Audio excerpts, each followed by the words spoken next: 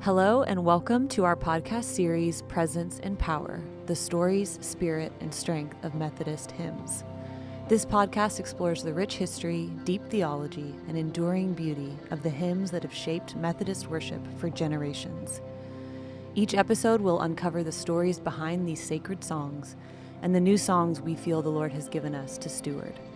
Join us as we journey through the heart of the Methodist song, where presence meets power in every note.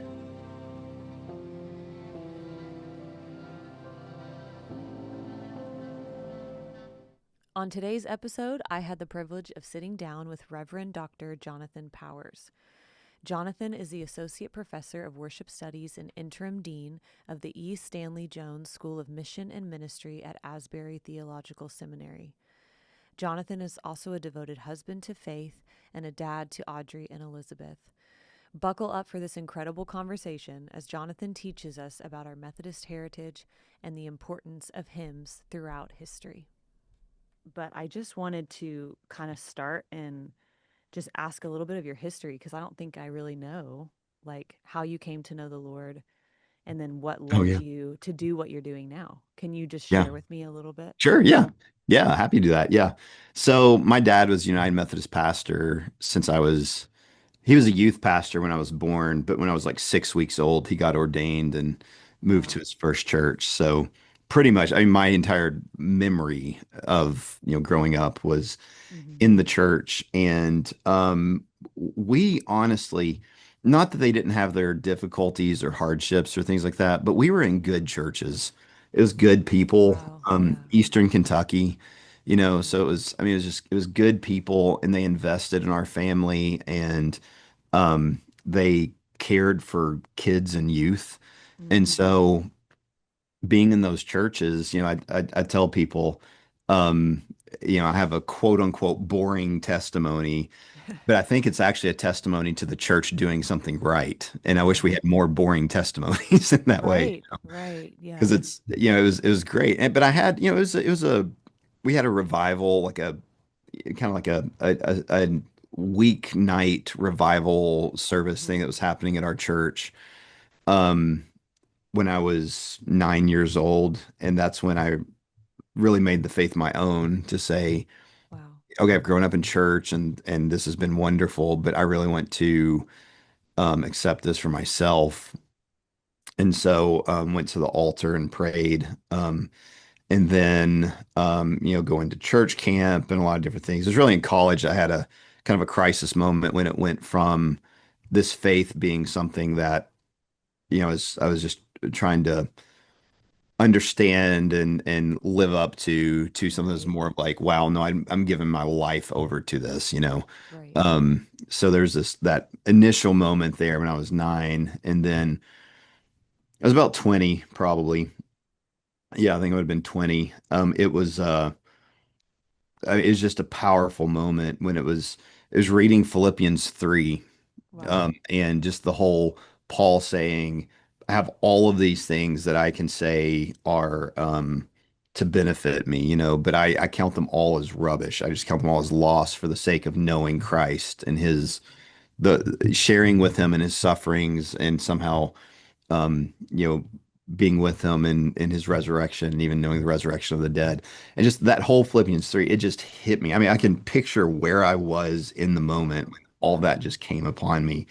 And just like for that like whole week, I was wrestling with that and just coming to that place of just full surrender. Yeah. And since then, like my life really has not been the same since then. So and it really was like I just want to give my life to that, to knowing Christ and to making Christ known. Right. Wherever that is, whatever that is, just following step by step. Yeah. Um, so taking me to Africa for a time, doing missions work for a year after college, serving as a youth pastor, serving as a worship pastor, and then in my studies, just saying, I want to know more. I want to know Christ more, even in these ways, Right. and just kept going with that, and then saying, like, I want to help others too, and equip the church so the church can be the best it can be at making Christ known. And so do I help church leaders form church leaders to be able to do that. so felt like that in terms of the calling into the academy in that way. Yeah. Um, and the hymnody part of it was as a worship leader, getting into that as an area of study. Grew up singing them. Like there were, I was being in Eastern Kentucky, we didn't really have a lot of contemporary expressions of worship. So I was very familiar with the hymns. So it's just kind of what I knew. Um, and we do them sometimes in kind of folky bluegrass ways, which were fun, Yeah. you know. Yeah. Kentucky ways, right? Kentucky, very Yeah. contextual, right? I love that. Um, yeah, it was wonderful. It was wonderful. I've got a funny story about trying to do what a friend we have in Jesus in Uganda, the way that I Tell me. learned it in Eastern Kentucky. Have I told you that? No, tell me about Okay, it. yeah. So I'm in Uganda. I'm in this like I'm in the bush, like this Okay. like it is we are 30 miles from running water and electricity, Mm, or wow. 30 kilometers maybe, I don't know, but we're a ways away, Um, and I'm I'm doing some teaching with some missionaries there, and part of what I would do is lead some music. Like in our breaks, we'd sing some songs. We'd sing a lot of the African songs that they had, those Hmm. choral songs that were just beautiful and so much fun. And we do them a cappella, but then I'd pull out my guitar and I even got, yeah, I can see it up here, but I've got a little hymnal. It's a Ugandan hymnal, Lugandan Wow. hymnal, the language, the Lugandan. So it's a lot of English hymns that were then translated into Lugandan that they could sing. And they would usually sing them a cappella. They would teach them. They use that hymnal to teach them these songs. And so I thought, well, let me pull out a song they hadn't done yet. And it was What a Friend We Have in Jesus. I was like, I'll teach that. So I pull out my guitar and decide to teach it, but I do it bluegrass style. So it's the Sure. boom chuck, style. And Yeah. so I start it and I'm on my guitar and they're all just staring at me like, I mean, at least we're singing in their language, but they're just staring at me like, what's this crazy white guy doing, Like, um, Yeah. and I made it through about a verse of it. Then I set down my guitar and said, "That's how we do that at my home. Let's do it like we do it." But it was one of those lessons in contextualization. Is like, Yeah. there's nothing wrong with the song, but the way I was doing it was not helpful, you know. Right. And so for them to be able to participate in it, I need to do it in a way that they could participate in it, a contextual way they Hmm. could participate. So that's when I realized, okay, we got to do this a cappella. I can't do bluegrass in Uganda. It doesn't work. Right. Bush of Uganda, like they cannot Yeah. join in and sing along. And so it Yeah. was a great lesson for me, honestly. And even as I've gone forward to say, where do I find myself in a setting and what does it mean to help this group Hmm. sing this song, Hmm. Hmm. And so, very thankful for that mistake, one of those mistakes we can learn from. Yeah. Um, but but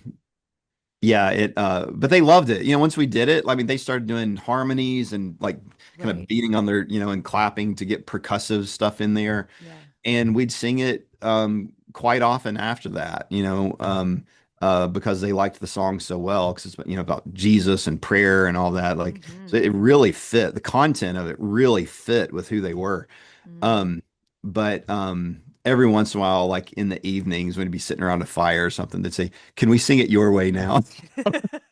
So, You're like, sure. and we would, and they just laughed the whole time because bluegrass That was is so foreign to them. that is so funny. That's amazing. I can see you out there. I mean, just yeah, it's like Yeah, we all do that though, yeah, Like totally. we're bringing our context, our feel, our language, and I Mm, think that's something, you know, Jonathan, that we really kind of wrestled with even in the making of this album sure. because we have a version of What a Friend actually on it. Yeah. And how do we honor, the heritage of that hymn and what does it look like to maybe sing it in a slightly more contemporary way or style with instrumentation, things like that. Yeah. And so I feel like we learned some lessons through the making of this too. Sure. And yet what kind of holds it all together and creates this beautiful foundation is, I believe, like the lyric and the theology and the things that are built within some of these Methodist hymns and hymns in Mm, general. yeah. Yeah. And so I kind of wanted to just pick your brain a little bit, and see just what thoughts you had. We have people listening to this that are a part of this that are not Methodist or not Wesleyan, Sure. maybe don't have an understanding really of why we would want to kind of steer in this direction and really focus on, these specific songs. But could you just share a little bit of like what you would define a Wesleyan hymn to be, or what separates that from something else, and give some language to it? Sure. Yeah. A hymn in general is, so I'll start there and then kind of the Yeah, Wesleyan please. piece of it. So a hymn in general, kind of what sets it apart is, somewhat the intention of it, but also the form, the style, the Mm-hmm. form of it. So a hymn, has meter to it, and rhyme, usually rhyme, not always, but usually has Right. rhyme and meter to it. And so there's a very set meter that you're sticking to. Again, sometimes it flexes sometimes, but for the most part, it's like, no, we are set on this. Um, and then what we call kind of the word I think strophic or whatever, basically Mhm. stanzas, right? Like you have Right. stanzas, and so it's not necessarily like verse, pre-chorus, chorus, verse, pre-chorus, chorus, pre-chorus, Right. chorus, bridge, chorus, going back and forth and that. And it's pretty straightforward. So you might do verse, refrain, or sometimes it can even start with the refrain and then go into a verse. But even that, most of the original hymns didn't even have refrains. They were just you Wow. have this set kind of pattern that you're going with musically and a meter that's guiding that. Then lyrically, you do a stanza, then you do a stanza, then you do a stanza, and that's pretty much it, you know.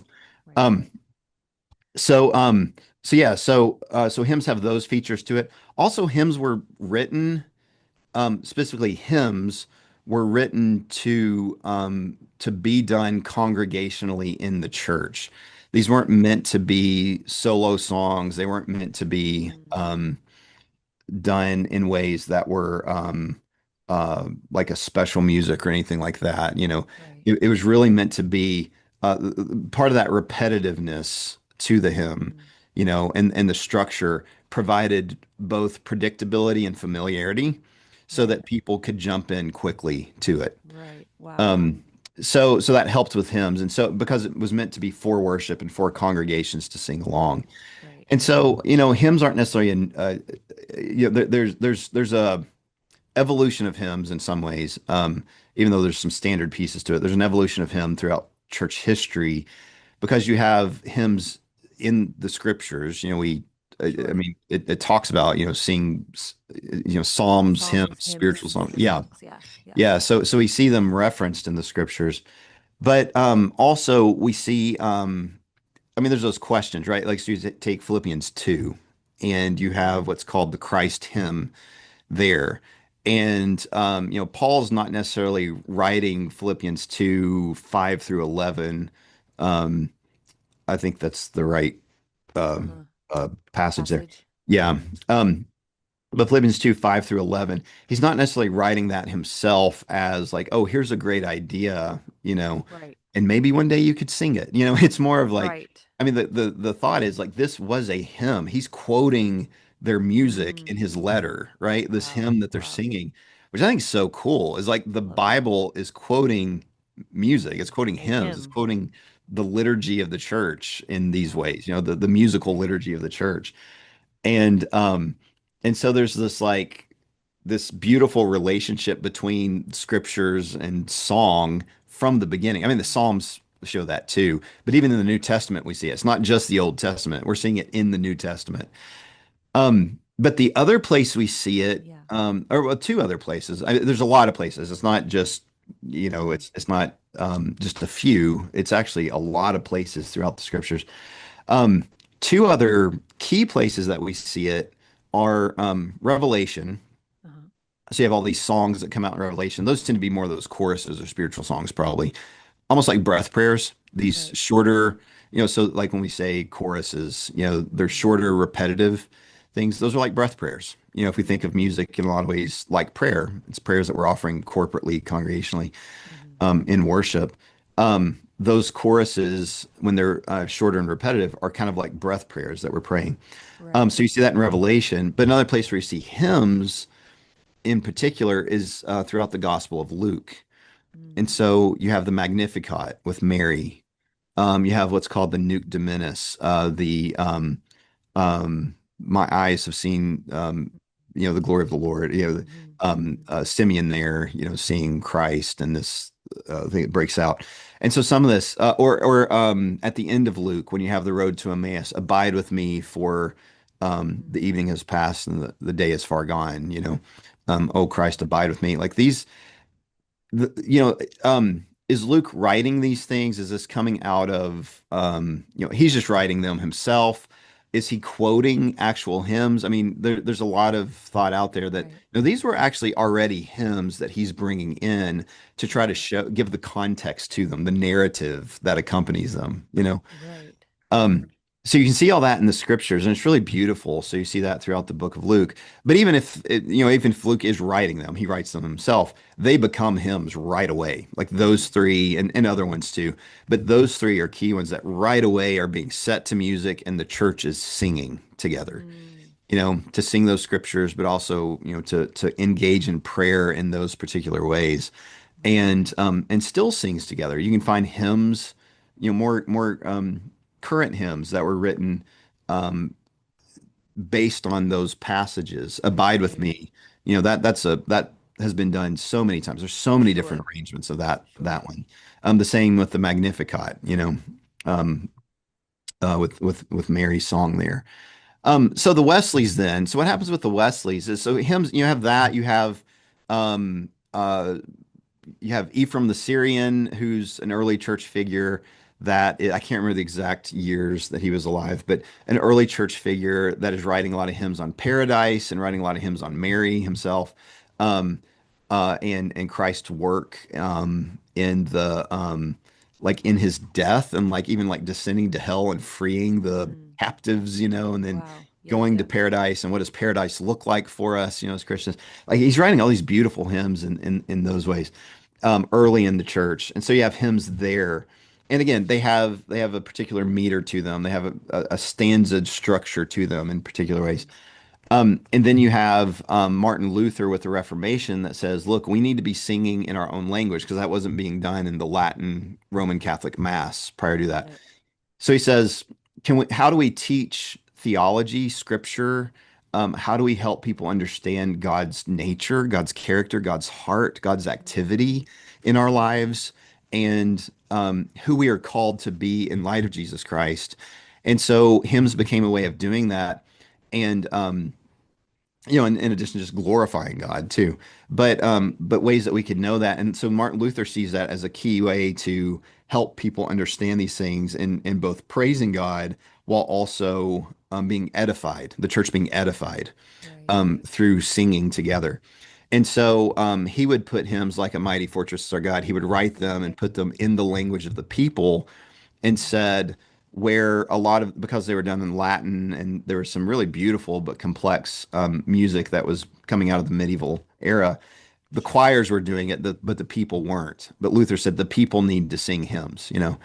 Um, and the people need to sing. They need to participate in worship. And so Hmm. he brings that in, and that really opens the door then for hymns as a form in the church, and as something in worship. And so in the Reformation, what happens is you have Luther doing that. A lot of other traditions start saying, like, well, we can sing, and we can sing in our own language, but we're not necessarily going to sing these other mass settings and things. We want to sing psalms. And so you start doing psalms to meter and rhyme. Right. And that becomes a common practice. And that's being done in a lot of the churches, actually, especially in England, in the Church of England, the Anglican church there. In the Wesley's day, they're pretty much singing psalms. And sometimes they're not singing at all, but if they are, a lot of times it's psalms. And so this hymn form comes along, and Charles Wesley was really captivated, by it. He was a poet. He loved writing, but after he had his own kind of heartwarming awakening experience, like John Right. did, actually 3 days before John on a Pentecost Sunday, you know, Wow.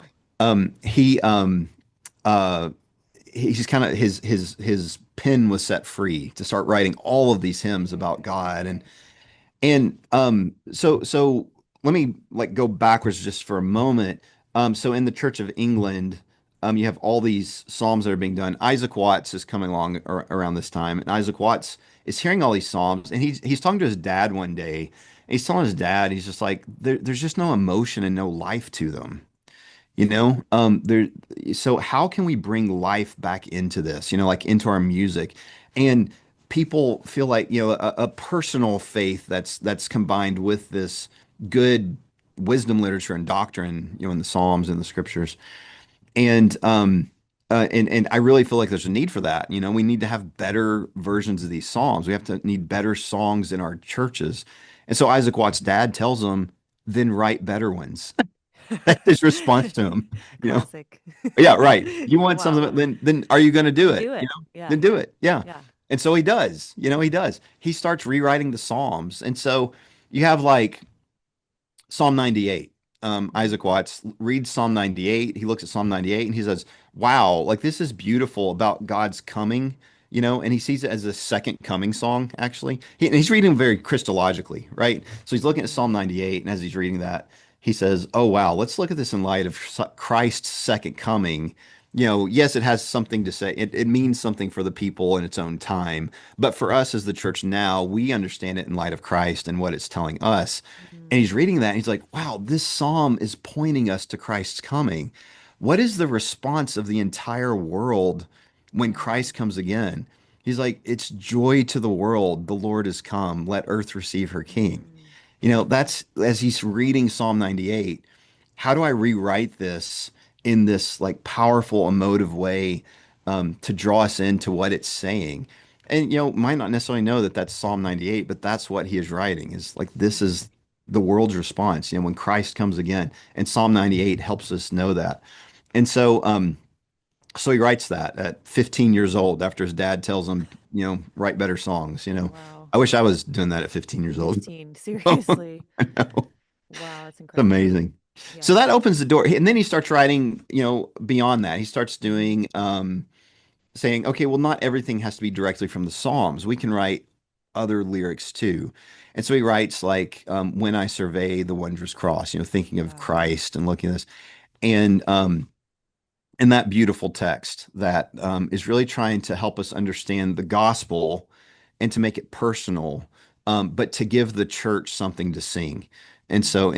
in these ways, so he begins to do that, and then following right, like right along with him, then you have Charles Wesley that is doing this too, and saying like Mhm. we can have really these beautiful songs. Like he would have grown up singing psalms and things, but also knowing these songs that were done.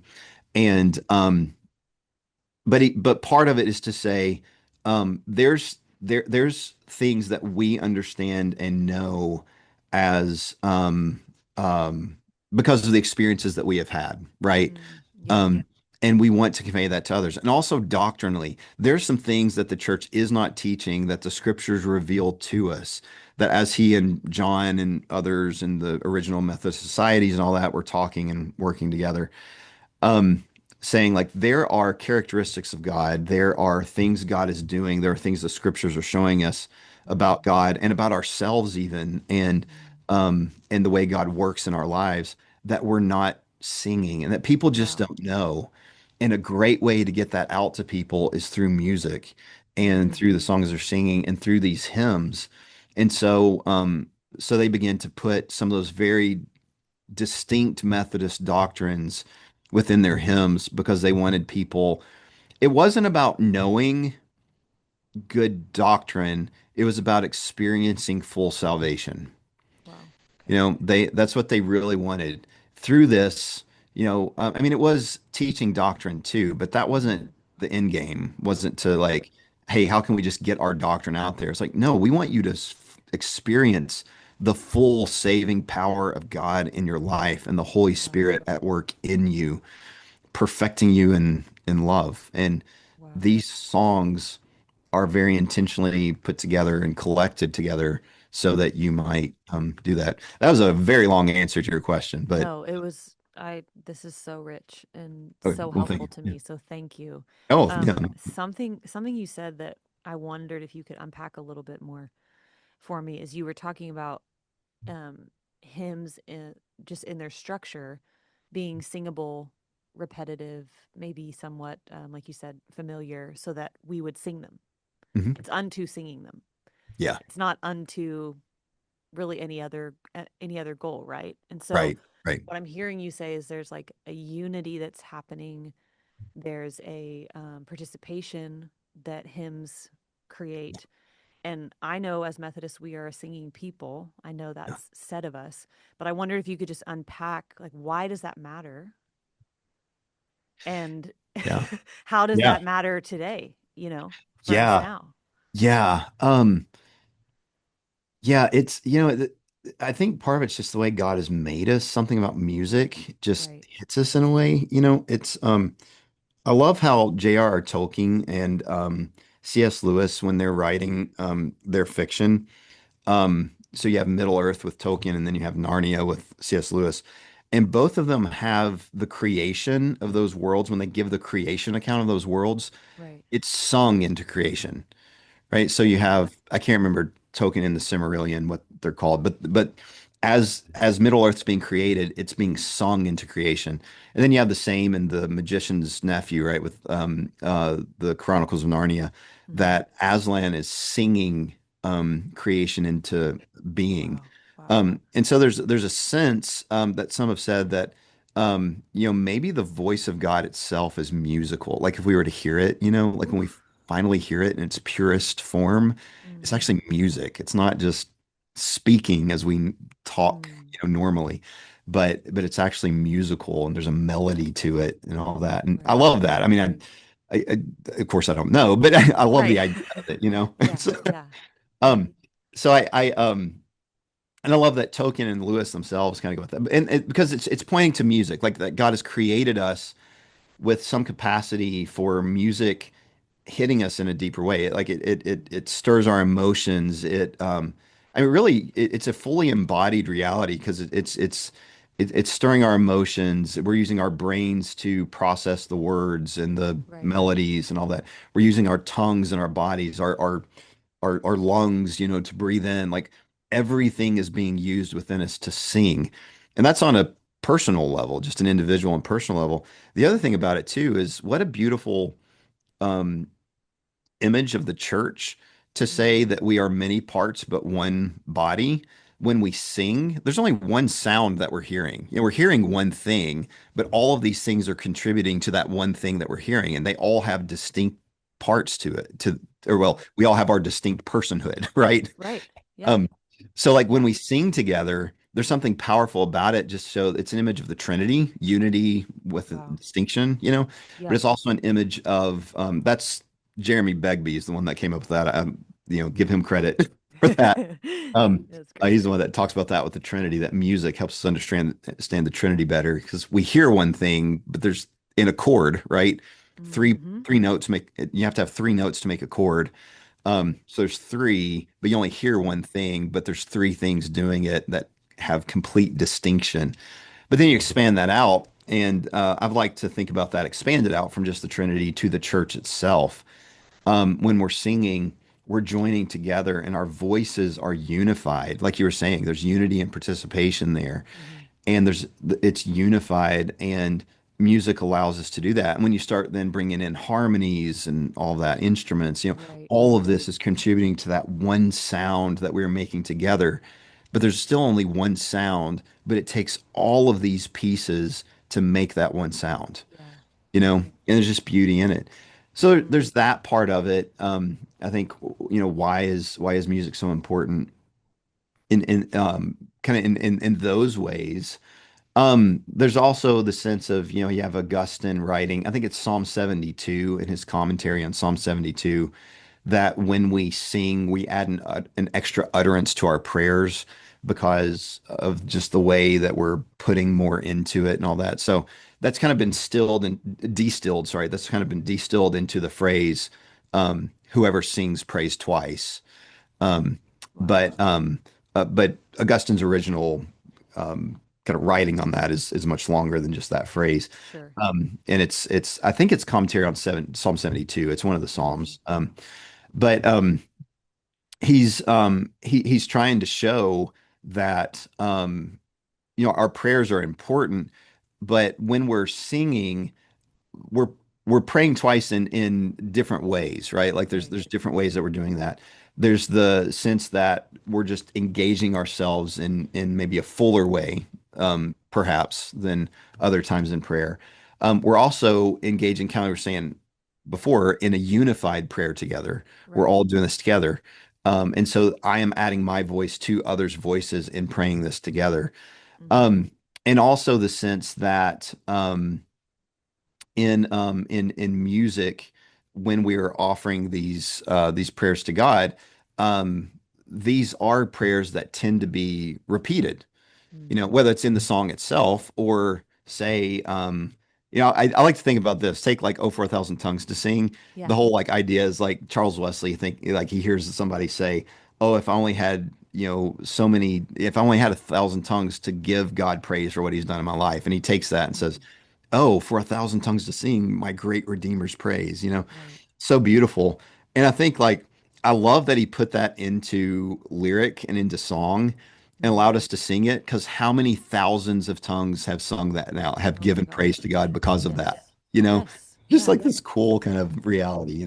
Mm-hmm. And so that too is like, okay, Yeah. this prayer is not stuck in this one moment, you know. Right. Not that Right. prayer ever is, but with music, there's another sense of that, right? Like Mm-hmm. this prayer is a prayer we can keep coming back to, and we can keep singing together, and we can keep doing that. So I love all of those things, and what that means for like how music works in our Yeah. lives and how we are praising God. It's yeah, it's not just the petitions we're making, like we're glorifying God. We are Right. asking God for things. We are just speaking of God, and we are looking at God's work in the world in our lives, or Mm-hmm. interceding through songs sometimes. Yeah. No, that's so good. And I always share, or I try to share with my teams, just the importance of um I believe when we sing, we'll sing things we've yet to fully believe and or even realize. Yeah, And so the formation that's happening through that, the eroding away yeah, of lies, of unbelief, of yeah, I don't know, just um, question and confusion. And so I see it as such a prophetic thing, to yes, stand and say, like, I'm going to declare the nature and character of God. I'm going to declare the truth of the gospel. I'm going to yeah, sing these things, even if I'm maybe not fully believing it in this yeah, moment, or I haven't seen it realized in this specific way. It doesn't change the truth of yeah, it, but just how powerful it is for our individual formation, for our own mm, spiritual formation. And so I wondered if you could speak a little bit to that too, of yeah, just what happens to us, individually when we begin to say and sing these things. yeah. Yeah, that's such a good point. I love that. And I'll just say, I think another side of it too, and the kind of worship pastoring, worship Yeah. leadership, worship pastoring, Yeah. and I see this in you so strongly. You embody this so well and model this so well for people and live it well, not just modeling, but live it well, Thank you. is those times when I think where you've worked through things or you've come to those places and can sing things, but have a real sense of like, but I don't know that everybody in this room is there. And so can sing that over them, in this Mm, moment, say like, everybody might not be here, but I want to sing this over you right now and allow it to be. And I appreciate that so much, just how you and others do that so beautifully and it does bring us in, right? Like there's a pastoring that's happened there. This isn't mm. just, well, we're singing because we like to sing, or it's fun, entertaining, or we got to do something, or it's not worship if we don't sing or something, Right, right, It's right. yeah, or just to stir the emotions or whatever. Like it's more than that. I mean, it's music. We don't want to go to over emotionalism in music, definitely, but we don't want to fall into the greater danger, I think, of eliminating emotion altogether, right? Right. So Right. just a side thing there, but to your point, there's a place where sometimes, I think like I there's things I don't know if I've believed it until I've sung it. It's like I can say this, Yes. I can Yes. read it, but now I'm in just some strange way that God has made us, right? And this might not be for everybody, but I do think it's for most of us, Right. Right. or a lot of us at least. that when we sing it, all of a sudden, it's just bringing us to a different place. And it's like, I've had to articulate this and give myself over to this in a Yes. participatory way, in a different kind of way than, and almost in a public kind of way. Even if I'm just singing it in my car, it's still a public way. No, somebody might not see me or hear me, Right. but I'm voicing it out loud, right? It's Right. not just like staying in my head. Mm-hmm. I'm having to voice this out loud. And that's so good and so important. And Mm-hmm. I'm trying to think of some not an example's not coming to mind right away right now, but there have been those times that I just thought like, wow, yeah, like that line, like goodness, it hit me, Right. or the prayer. Well, I mean, I can use I kind of I'll do a throwback with like Bristol House and all that, the Awakening song, Yes. Yes. what's it? Shine a lamp upon our feet, make a way for Mm-hmm. awakening. Mm-hmm. I remember hearing it and be like, wow, that's a great song. I love that song. And Yeah. then I sing it out loud. And I remember the first time, like Mark Right. Sway, he had shown it to me, and then singing it one time when I was singing it, I just remember thinking like, do I really want that? Like, I love the Mm. idea of it, but am I really willing to pray that right now? Like, what Sure. does it mean for me to pray that, Yeah. So that's a Yeah. that's a different kind of formative thing. It's not necessarily like, oh wow, this like doctrinal line. I don't know, like wow, that makes me think about it for a minute, and I just said this, and Mm-hmm. Mm-hmm. but it is a prayer that I'm giving myself to. Yes. It's like, wow, yeah, if I'm gonna sing this, like I'm praying it. Do I really mean Yeah. this? Or am I just Yes. singing along? It's so good. There's other times that I can think, I can think for myself, but I remember somebody in a church where I was serving years ago where just really struggling. Somebody was really struggling with their faith Mm-hmm. and was at the point of saying, I would say they were agnostic at the time. They weren't atheist. They had not walked away. They had completely abandoned it. They were like, I really don't know. I don't know if I believe this. I don't know what to make of it. I appreciate the fact that she was still coming to church. Right. Um, Yeah.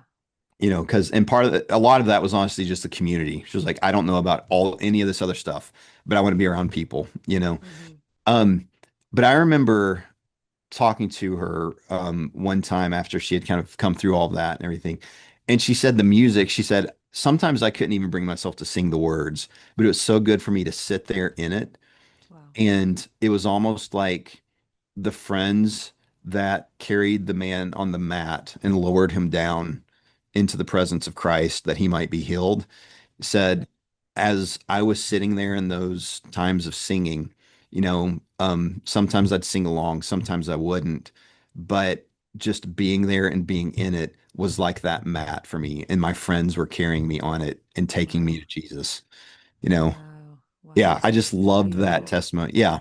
Yeah, Yeah. so there's something about that too in there, just as we're singing, Mm. if we can't bring ourselves there sometimes, or we don't know, we know that we can carry Yeah. people, Yeah. or maybe we need to be Absolutely. carried. Yeah, we're the one that needs to be carried in that moment Mm-hmm. and say, Mm-hmm. I'll be here right now and be present to this so that I Right. can be carried because and whether that's actually singing along or not. Mm-hmm. Mm-hmm. Um, For sure. And yeah, there's something in the honesty of that, yeah, that I believe is really attractive to the Lord. I believe he mhm, draws near to our honesty, yeah, to our transparency with him, with others. yeah, He's not looking, for us to arrive in a perfect way and be able to just stand and sing with no doubt or question or feeling. yeah, It's like he's so drawn to that. There's so much grace for that. yeah, And I feel like you really hear it in some of these early hymn writers. You hmm, can hear there's a desperation, yeah, there's a soulfulness, there's a reality and like a weight to what they're writing and singing. yeah, And of course, I mean, musicians, you know, we yeah, we feel, we think, we yeah, wrestle. It's very much a part of who we are. yes, And yes, that's my encouragement, just for anyone listening, that even in yeah, hearing this, that you would be encouraged to come before the Lord in your honesty. hmm, And even I've said many times, Lord, help me to sing this today. help me to Yeah. believe this today, Yeah. or help me to proclaim this truth and let it, you know, be buried deep in my heart and in my spirit because I don't Yeah. feel it. And Right. Right. I need to know that you're close, Yeah.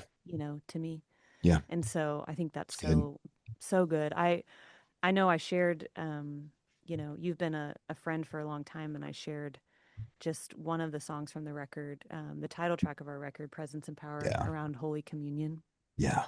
And, I wasn't raised in the Methodist church. And so I didn't understand really the sacrament of communion in the same way that I've come to just understand in the last several years, becoming Methodist and really kind of studying that. And I was personally just in a journey with the Lord around the table. Mm-hmm. And I had been, very sick. And so I was kind of, uh, I had actually JD Walt came to my house and served communion to me. Oh, And wow. I had been on my couch for like 50 days in and out of the hospital. And Wow. he came, and I just had this encounter with Jesus, like in my living room with, these elements and my husband and JD. And I began to just ask the Lord, like, there's something more at the table. Like, I know Mm. there's something more. And then when I started to read what John Wesley believed, kind of his ideology around it, this idea of Yeah. it being more than something we do as a remembrance, but a place of encounter, Yeah. the words kind of just started to flow. And so this record has kind of come around this idea. And I feel, Jonathan, like I've not even come close to scratching the surface Yeah. of what I'm actually even singing. And Sure. every time I sing these words that I wrote, Yeah. it's like the revelation is again like something deeper, Yeah. and it's almost like happening in my spirit. It's bypassing my mind. Yeah. It's Yeah. healing Yeah. something in me, Yeah. And so I wondered if you could share just your expertise around communion specifically, and what maybe even what parts of hearing presence and power that you felt like Mm. were maybe guiding towards that, Yeah. or just the importance of it. Can you share some wisdom with us? Yes. Oh, yeah. I'll try. I feel, so I did a lot of doctoral work on sacramental theology, Hmm. and so I've studied it, I've written on it, I've published on it, I've taught it now for 9 years at the seminary. Because I actually taught it before I was full time here. I taught it once, and so I've taught it 9 years at the seminary. And every time I come into my classes, I'm teaching again this summer actually, and they'll so when I meet with students, like every time I tell them like I feel like, yeah, I continue to just understand more and more and more myself and realize how much I do not understand at all. So, like, just be prepared. I am not going to give you all the answers and probably Right. not satisfy you with the answers I do give, um, so I just use that caveat again. There you go. But yeah, I mean, in communion, the Eucharist, these languages. I love the name Eucharist actually. Like Hmm. it's for the longest time I just thought like, oh, that's like the fancy liturgical word for it. And we're all talking about the same thing, of course. But that's Hmm. just the fancy liturgical term for it. But then as I was studying it to know like what that word Eucharist means.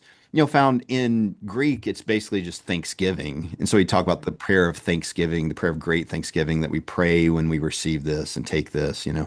So then I thought, oh, well, that makes sense. It's Thanksgiving. Thank you. Where it's a great thank you to God for what he has done for us and all that. But then as I was looking at it more contextually in its original usage, the word Eucharist, Eucharistos, finding that it wasn't just a generic word for Thanksgiving or thank you, Hmm. in the Greek language and the Greek culture. So it wasn't like, if I dropped a pen and you picked it up and handed it to me, I would say, "Oh, Eucharist," like it wasn't that. It Right, was actually right, right. reserved. Yeah. I mean, in knowing the Greek culture with their religion, all of the gods and everything, they reserved that word to mean thanksgiving specifically to a deity for a great gift that has been bestowed upon them, like for Mm. us. So Hmm. this is a thank you to a deity for a great gift that had been given to Wow. humanity. And so just take in Greek cultures, take Poseidon. So say that you're sailing, from Albania to Crete or something. I Right. mean, current day, on the Mediterranean Sea there. And so you'd pray to Poseidon before you get on the boat, and then you sail. And then when you make it safely to where you have come, then Mm. in that almost like a sacrifice of praise, right? Right, right. Saying thank you. Oh, thank you, Poseidon, because you carried us safely across the sea, right? And helped Mm. us make it to our destination. So this is a thank you that we are giving, and usually a sacrifice that would accompany that and Right. everything. So the Christians were like, well, we've been given the greatest sacrifice ever, you know, Mm. and we have the greatest thing to thank God for. Mm. And he has given us the greatest gift that could ever be given in Jesus Christ and in his sacrifice and his resurrection and all this. And so now we are offering these gifts of bread and wine to God as our Mm. thank you. And God, out of his abundant grace and goodness, is pouring grace right back out to us, Wow. to Yeah. feed us and to encourage us. And it's like, I mean, we have the only deity. Like, it's not that there are other deities that we can think. This is the only one, and Yeah. this is what he has done. And in his own self-giving love, his own self-giving nature, like we can see that everything about God is self-giving because of Jesus Christ. He has shown us that. And every Mm. time we look at this table, every time we look at this meal, Mm. we see again God's self-giving nature and God's self-giving love. Mm. And and that's what, to the song, I remember your kindness towards me, as I take your bread and bite, I remember your kindness. And I just think that, like Yeah. that chorus is just, it captures so well exactly what all of this is about, Mm. And that's it. It's God's kindness towards us. And how do we know God's kindness towards us? It's in and through Jesus Christ, Right. and especially what he did in coming to be with us, to die for us, to rise Mm. again, to ascend to the right hand of the Father, that the Spirit might come and empower, fill us in grace, the grace then that is offered to us and Right. given to us, that we can be drawn into his life and that we can go forth to now live out, fueled by the grace that we just received, to go out and live what we just participated in at the Mm. at the table. Wow. Whew. So that's yeah, I mean that's just a piece. I mean there's Yeah. so much more, There's but that's just so a piece of it. Yeah. yeah. Wow. Well, thank you. Thank you for Yeah. sharing that. Yeah. It definitely feels like you said, just a continued revelation, something that I'm sure we will never fully, understand. Hence why we go back, why we Right. receive and, and take the meal Yeah. again and again and again. Um, yeah, I feel like I'm just buzzing with so many things that I want to hear from you about, but I know we have to Oh, sure. kind of wrap up our I time here. understand. But um, I'm just really, really grateful. And as we kind of close, I wondered if you could share if you see, obviously in our denomination, hymns are sung and they're a part of what we do. Mhm. Um, do you see, just speaking in the broader capital C church, other Mhm. streams and things, do you see an importance for the resurgence of these songs? And maybe it's not even our specific hymns, maybe it's Mhm. just more or less the structure, like you said. I mean, you've recounted all the way through scripture that Mhm. this is not new to Yeah. just one people group or one Yeah. denomination. This has, been outside of all of that. Do you see a resurgence of it, a need for it, as you teach college students, as you encounter, young people and the generations coming? Yeah. Um, where are we with the hymns? I mean, should they have a Yeah. place in what we do, and why do they matter? Yeah, I think it definitely should. It's, there's such a rich treasury there. It's a shame to ignore it. And Sure. I feel like we have so many gifts in that. One of my favorite things to do, favorite thing, that's a weird way to put it, actually.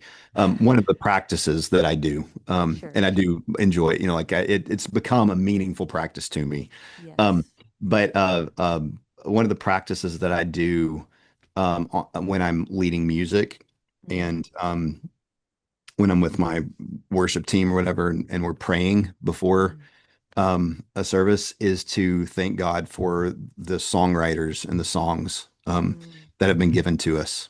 Um, and that have been handed down and that we are about to join in, and that they have given us words and prayers and wow. praise Right. that we are about to participate in, and that we are about to pastor so that the church might participate in these prayers and these words too.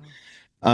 And I say that just to say that uh, that's part of that treasury, but also, we're carrying something forward and saying it's not just about like what's happening right now or today. It's not as I've heard people say, it's not the tyranny of the new. Mm, There's things that have been handed to us that are meaningful and good yeah. and valuable. And that's part of why I like to pray that prayer, is to remind us like these are, and to remind myself, Yeah. these are valuable and these are so important, and they have come through us to show. And I mean, it could be anything from All Creatures of Our God and King, that was Right. written almost 1,000 years ago, 800 years ago now, Mm, um, to Goodness of God, that was written 8 years ago or whatever, right. Right. So it doesn't matter. But I also love, like, what does it look like to hold these together, to say like, look, like throughout the history of the church, Yeah. here's all of these resources that have come together to equip us, but to help us worship. Like, these were here to Right. help us worship, and to worship well. And that's what I want to keep before me. And Mm, that prayer just kind of helps me remember that, and keeps me right. focused on that. And so I just find that to be so good and so important. So that's why I think yeah, like hymns aren't going to go away, because Right. that's part of that heritage that we have, and there's such good resources. But as I work with younger students, so the last couple weeks, it was actually right about a week ago that it finished, but the last couple weeks, I've been working with some high schoolers and college students Hmm. with part of a leadership development program at Asbury University, and a number of the students were talking about. I mean, it was just really interesting. They're saying how much they loved the hymns. They were talking to me about Mm, hymns and asked me some of my favorite hymns, and yeah. like some of my favorite hymns and what I could kind of share with them. And then they were saying like, yeah, I wish that we'd sing more hymns, or I love the hymns. I love to be in a Wow. place where we're singing hymns. Wow. And it's not necessarily to say like it's got to be done one specific way, like on piano Right. or organ or with a tuba, or whatever. Right. Right. Right. It's Right. it's like, no, no, no. Like, this is like, we just want to sing. We want to sing together. Yeah. And so, kind of going back to that contextual piece of it. Yeah. Um, when we think on the context, then there are ways to say, well, this is a way we can invite either newer generations in, or people that aren't familiar with a particular instrumentation. Mm, This will help them sing these hymns. But there's so much richness there. mm. Um, if I can for a moment, just speak Yeah, please. particularly to the Wesleyan Methodist heritage Please. there. So some of the distinctives that are in Wesleyan Methodist hymnody, there's definitely the focus on the Holy Spirit and the work of the Holy Spirit in our lives. And that's key. And I think the other thing too, sorry, sidestep for just a moment, Go for it. it not only helps us in what we're singing and doing, in congregation, all that, it helps those of us who are songwriters Mm, to study these hymns, to know these hymns, because it can help push us. What's been yeah. lost? Like, what did we used to sing and we don't sing anymore? Wow. And sometimes it's okay. It's like, oh, well, that was for that time. That was either a corrective needed then, or Sure. that was speaking to something that was very important during that time.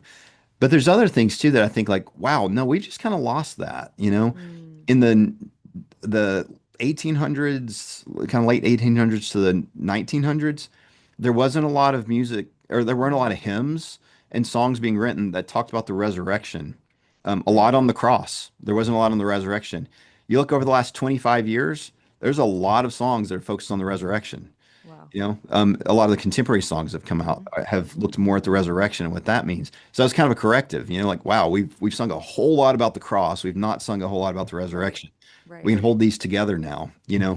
and Yeah. it's good. It's beautiful. So that just realizing some of those things. Hmm. Um, anyway, so some of that then with Methodism and Wesleyanism, um, the role of the Holy Spirit, the person of the Holy Spirit, the work of the Holy Spirit in our lives, sanctification, Christian perfection, being Yes. perfected in love.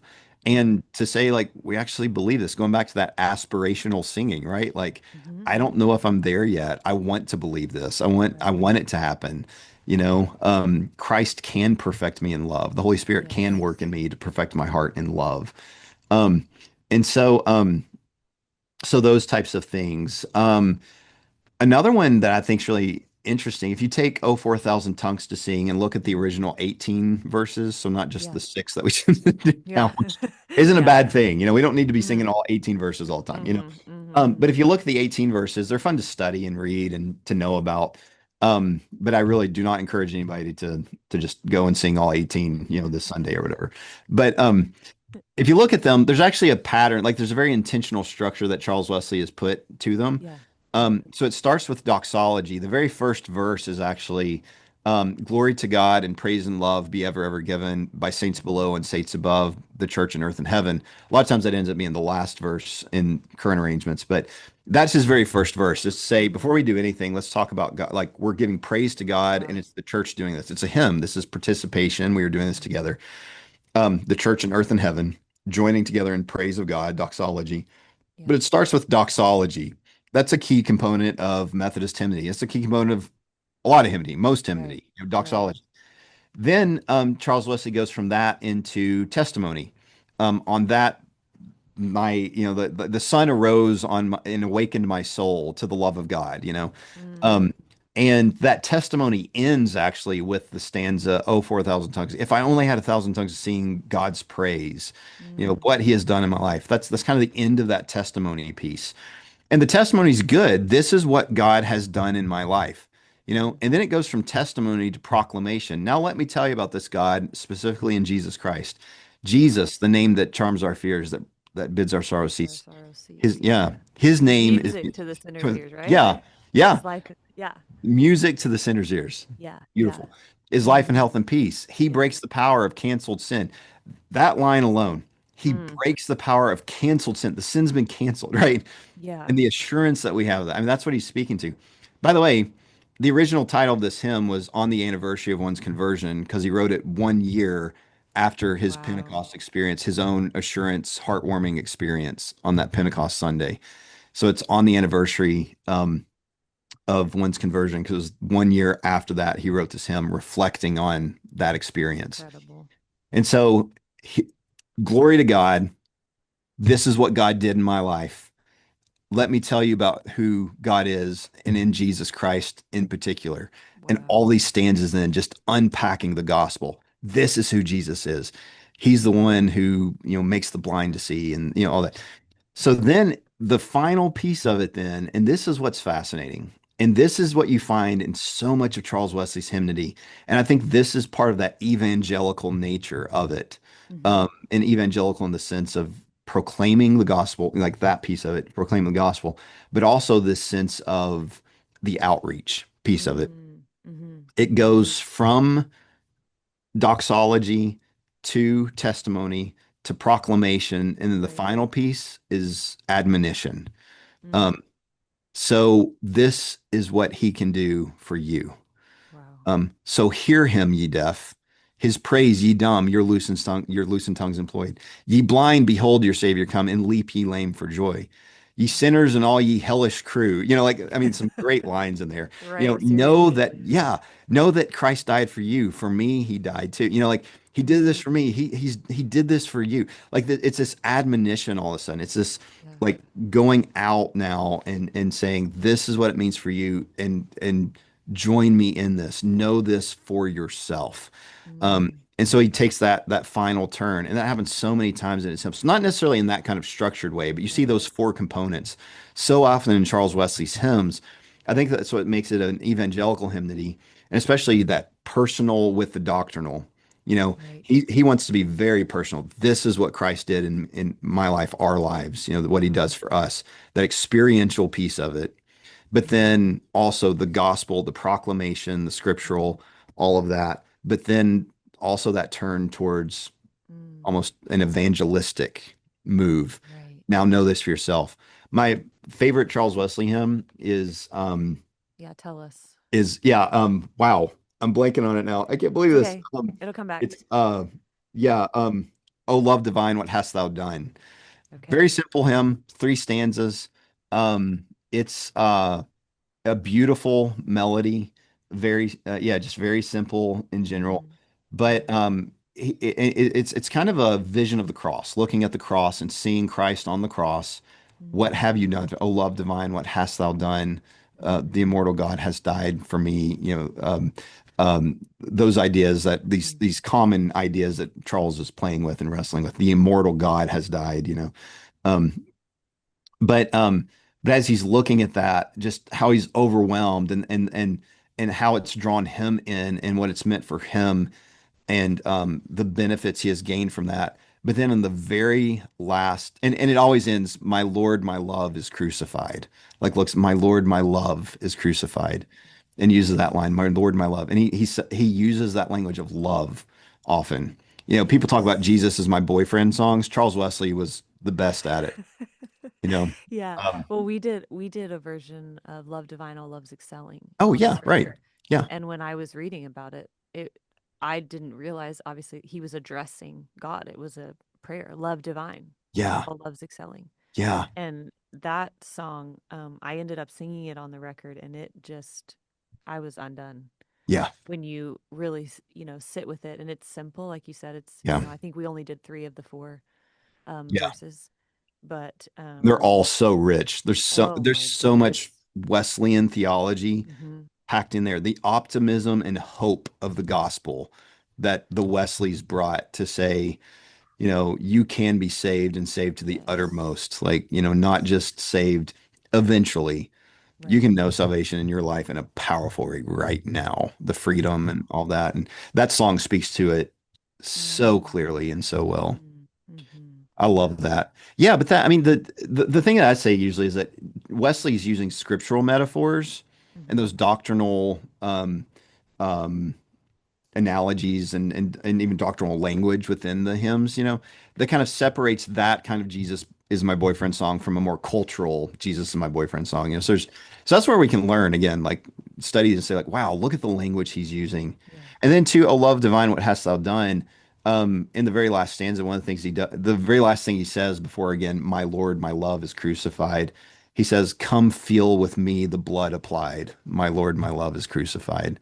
Come feel. I mean, he's like, this is not just for me. Like, if I'm keeping this all to myself, then I don't know the full gospel in my Right. life. The Right. full Right. gospel is to call others to us, which he does at the end of uh, Of Love Divine. Love Divine, Yeah. till Yeah. we cast our crowns before it, till we all cast our crowns before it, lost in wonder, love, and praise. Oh, what a line. Yes. You know? I know. I know. I'm like, wow, I gotta get a little sharper here with with I our did. lyric writing. Same. It's just yeah, it's unbelievable. I can't thank you enough, Jonathan. This has been so life-giving to me. I feel like I'm sitting, at Asbury, listening to you teach, and it's just been such a gift, not to me, but all those that are listening. Well, thank And you. if someone is listening to this that maybe has knows very little about Methodism or and wants to know more, I know that you've written a couple things. Like, where can people find out more from you, or do you Sure. have any resources you'd recommend for people? Yeah, yeah. If they want to know specifically on like music, hymnody, and things, I have a few things on Seedbed. So if Okay. they just look up Seedbed and then look up my, I think you can search like names and stuff. I have a few articles that have been posted there, and they have many beyond me, like so many great ones, beyond what I've Perfect. written. Um, so you can look there just on the website and the blogs and things that they have. And then There's also, so I mean, a couple of hymnals. There's the Great Redeemer's Praise Mm-hmm. hymnal, also the Mm-hmm. Asbury hymnal that we did, really more for Asbury, but I know they're kind of scattered around some other places Yes, too. I have all Um, of them. Okay, good. Yeah, cool. Yes. Cool, cool. Yeah, the intro material there's like prefaces to those that has some stuff just talking about like why do we sing? You know, why is it important that we're singing in worship and other, you know, I think Jessica Lagrone has written some things, Julie Tennant has written some things in those that are just wonderful and beautiful. But the prefaces there and things are good. You know, to go to the source material, to go to Wesley's own hymnody, read the prefaces of his hymnals. Like they published a lot of hymnals in their days, and there's facsimile copies of them, or you can just go on Duke's website Mm-hmm. and they've got a Wesley Study Center at Duke. And if you find the Wesley Study Center at Duke, you know, just the website there, Mm-hmm. they have all of the hymnals and hymns from the Wesleys that we have, you know, available to us, digitized there. So you Wow. can look up all the lyrics and stuff and see those prefaces and look through the years and everything. Mm-hmm. So those are helpful, and there's some writings there. Also, NNU, Northwest Nazarene University, their Wesley Research Center, I think, has some things on their website that also talk about a lot of this. There's a lot of, I mean, Amazing. you know, yeah, a lot of really great things on the web. For books, there's a few well, there's quite a few books on hymnody or on Wesleyan hymnody and all. I've got a whole shelf of them up here. But there's one, I think it's A Thousand Tongues is the name of it by Okay. um, John Lawson. I think it's the guy that I think that's his name. But what I like about it is he basically what he does is he takes different categories, theological categories, Mm-hmm. and then gives us a brief introduction of that theological category and what it meant for the Wesley. So it's like a page, maybe 2 pages, sometimes half a page. Mm-hmm. And then he provides like two or three hymns that Charles wrote that fit within that category. I mean, so many of his hymns can fit with Sure. so many categories, but these are ones he felt like embodied that category well. So you Mm-hmm. can read this short little write up on some theological idea, and here's what it meant to the Wesleys. And then you can read like two or three Charles Wesley hymns on that. Mm-hmm. And then another one is The Lyrical Theology of Charles Wesley by Mm-hmm. S.T. Kimbrough. And that's kind of done the same way. It's got a really extensive introduction that he's done that's really amazing. And he talks about the importance of lyrical theology, which is Mm. actually how I really got into the study of hymnody was Yeah. as a songwriter. Like I wanted to be a better Wow. songwriter, and Right. knowing these hymns when I grew up, I was like, I just want to write better songs, you know, and I thought maybe if I study hymns, it'll help me write better songs. I'm not a great songwriter, but I learned to appreciate hymns better Well, through it. same. So, It's the same. I understand. no, y'all Wow. are amazing. I love what y'all are doing with songwriting Thank and you. even like taking hymns and, you know, adding some choruses to it. Sometimes Mm-hmm. that's a good place to start. Don't feel Mm-hmm. like you need to go crazy. Like take something that Yeah. exists or take lyrics to a hymn, write new melodies to it, you know? Mm-hmm. Mm-hmm. Those things can be good. But S.T. Kimbrough's, it's similar in the sense of, you know, he talks about lyrical theology and says some of these things that we were just talking about. Mm-hmm. But then takes different categories, theological categories or ministry categories and things, and then shows here's a handful of Charles Wesley hymns Mm-hmm. that speak to that category really well. So That's that I think that's those are the first ones that come to mind.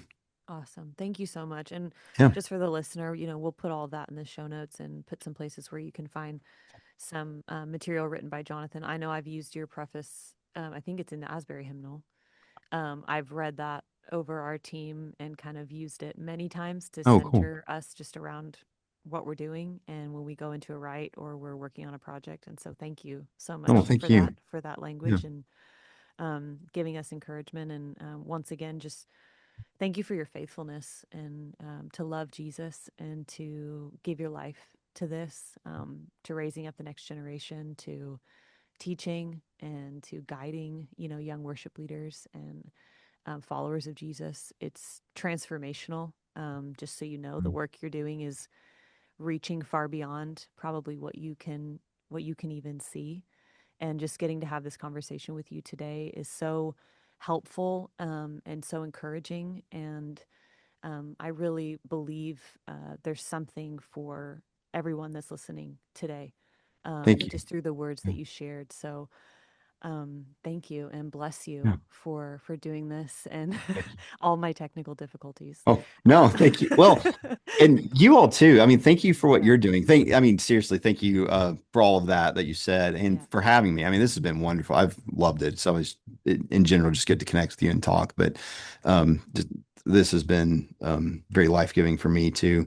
But for what you all are doing in your ministry, in your hmm music, and with hymns, I mean, and not just with hymns, but with the hymns and revamping those, recapturing those in this album is so good and important, and it encourages me.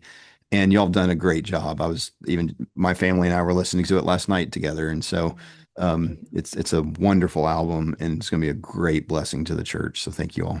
Yeah, thank you. All right, Jonathan. We'll talk soon. Okay, Thank sounds you. good. Thank Bye you. All bye. right, bye.